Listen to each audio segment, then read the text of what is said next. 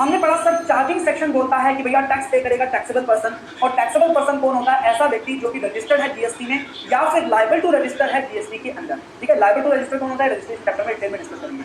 तो अगर कोई व्यक्ति वॉलंटरी भी रजिस्टर्ड है या लायबल होने की वजह से रजिस्टर्ड है या रजिस्टर्ड नहीं भी है लेकिन लायबल टू रजिस्टर है, तो वो क्या हो जाएगा? टैक्सेबल पर्सन हो जाएगा। उसे टैक्स कलेक्ट करना पड़ेगा और पे करना पड़ेगा। फिर हमने पढ़ा सर नॉर्मली जीएसटी में क्या होता है? सप्लायर रेसिपिएंट से टैक्स कलेक्ट करता है और गवर्नमेंट को जमा करवाता है, जिसे हम बोलते हैं फॉरवर्ड चार्ज मैकेनिज्म। लेकिन कुछ केसेस में कुछ गुड्स और सर्विसेज को नोटिफाई किया है गवर्नमेंट ने, जहां पे टैक्स कौन पे करेगा? रेसिपिएंट पे करेगा।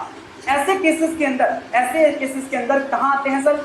जीएसटी काउंसिल रिकमेंड करता है ऐसे केसेस को जहां पे जीएसटी कौन पे करेगा? रेसिपिएंट पे करेगा।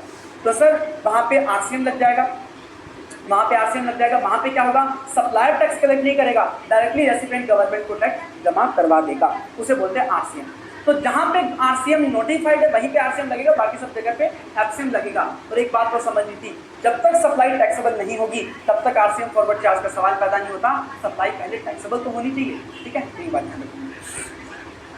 उसके बाद कौन कौन से गुड्स को नोटिफाई किया गया है आरसीएम के अंदर? तो एग्रीकल्चर गुड्स हैं जिनको नोटिफाई किया गया है। कौन से? 4।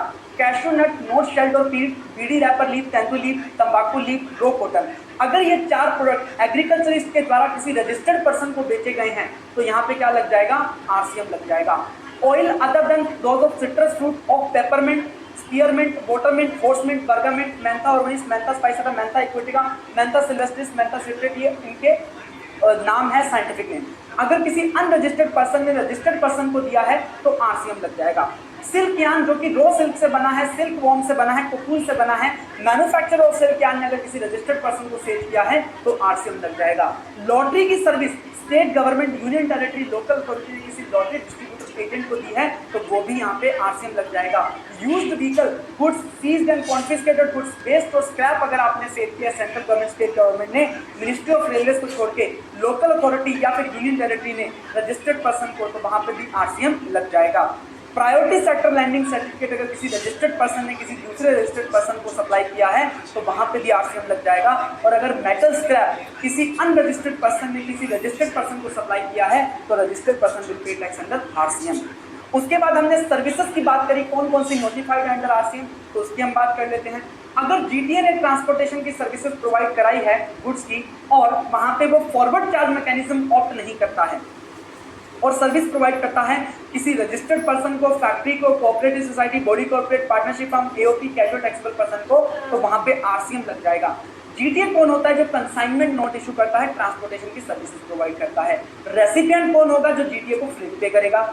अब जीटीए की सर्विस कब एग्जाम्प्ट होगी सर? अगर वो डिपार्टमेंट और establishment of government, local authority, government agency, unregistered individual को अगर सर्विस प्रोवाइड करता है तो वो एग्जाम्प्ट, तो ऐसे केस में आरसीएम का सवाल ही पैदा नहीं होता। अगर उसके कुछ सर्टेन गुड्स ट्रांसपोर्ट किए जा रहे हैं जीटीए के through, relief material, defence military equipment, registered newspaper, agriculture produce, milk, salt, food grain, floor, pulses, rice, organic manure, तो वो भी एग्जाम्प्ट हो जाएगा, आरसीएम का सवाल पैदा नहीं होता। अब जीटीए के पास ऑप्शन है कि वो फॉरवर्ड चार्ज ऑप्ट ना करे तो आरसीएम लगेगा, 5% की टैक्स रेट लगेगी। फॉरवर्ड चार्ज मैकेनिज्म ऑप्ट कर लेता है तो उसके पास ऑप्शन है 18% की टैक्स रेट या 5%। तो अगर 5% की टैक्स रेट लेगा तो उसको अपने इनपुट सर्विसेज पे जीएसटी का आईटीसी नहीं मिलेगा। रेसिपिएंट को पूरा आईटीसी मिलेगा, कोई दिक्कत वाली बात नहीं है। अगर आपको क्वेश्चन में कुछ भी नहीं दिया तो आप ये अज्यूम करोगे कि आरसीएम लग रहा है, 5% की टैक्स रेट लग रही है, अनरजिस्टर्ड जीटीए दिए, इसका मतलब यही है कि भैया 5% की टैक्स रेट लगानी है। लीगल सर्विसेज अगर प्रोवाइड की गई है, advocate, senior advocate, form of advocate, arbitral tribunal के द्वारा, सीजीएसटी, एलए को, या बिजनेस एंटिटीज का टर्नओवर पिछले साल में रजिस्ट्रेशन की लिमिट तक है, या फिर any person other than business entity, तो एग्जाम्प्ट है। उसके अलावा अगर बिजनेस एंटिटी को दिया जिसका टर्नओवर रजिस्ट्रेशन लिमिट को क्रॉस करता है तो आरसीएम लगेगा और बिजनेस एंटिटी क्या करेगी? टैक्स पे करेगी। स्पॉन्सरशिप सर्विस अगर प्रोवाइड की गई है by any person other than body corporate, किसको? किसी पार्टनरशिप फर्म या बॉडी कॉर्पोरेट को, तो ऐसे केस में आरसीएम में टैक्स कौन पे करेगा? वो पार्टनरशिप फर्म या बॉडी कॉर्पोरेट टैक्स पे करेगी। तो यहाँ पे ध्यान रखना, supplier other than body corporate होना चाहिए और रेसिपिएंट पार्टनरशिप फर्म या बॉडी कॉर्पोरेट होना चाहिए, तभी आरसीएम लगेगा। तो यहाँ तक हमने रिवाइज किया।